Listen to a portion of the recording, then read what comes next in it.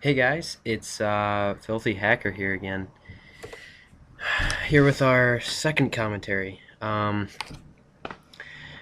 This time we're going to be talking about Anonymous and my thoughts on Anon and what I really think about them, which is not much. Hold on, let me get my ashtray.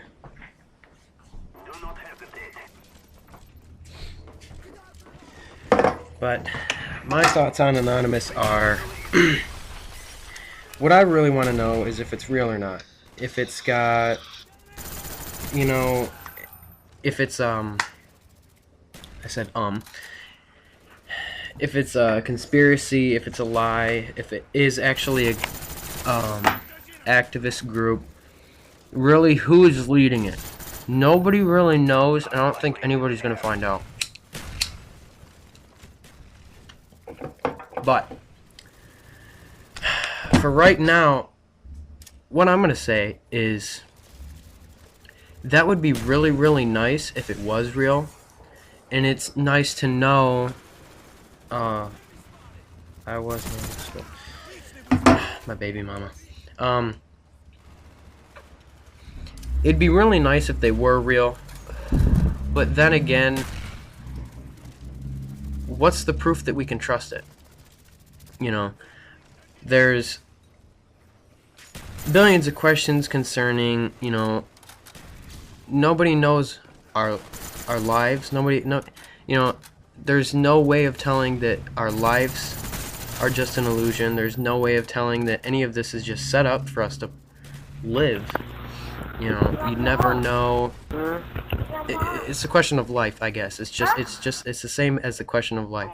The question of life is there a reason to be here? Is this even real, or is it just some crazy illusion or overreactive imagination? In that sense, I sound like Anonymous and the things that they say. They're always talking about this life is an illusion. How do we know that there's a reason for us being here? All this stuff. But at the same time, if a government was to make a fake activist group to figure out things about the population, wouldn't you try to make it seem as real as possible?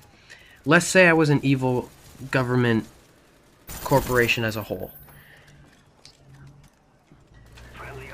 and I wanted to manipulate people into thinking that there was an actual activist group against my government.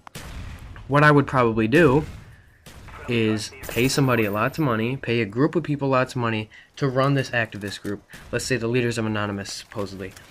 What we can say is I'm not saying I believe it, and I'm not saying I don't believe it. I'm undecided, and I probably will be for a long time. But doesn't it seem like if a government wanted an activist group to seem real, they would make it seem as real as possible, which means trying to connect with the activists that actually pay attention to what they're saying and go by what they're saying, trying to make themselves feel special, unique in a way because they are part of this group, which makes them want more of it and makes them want to commit to it.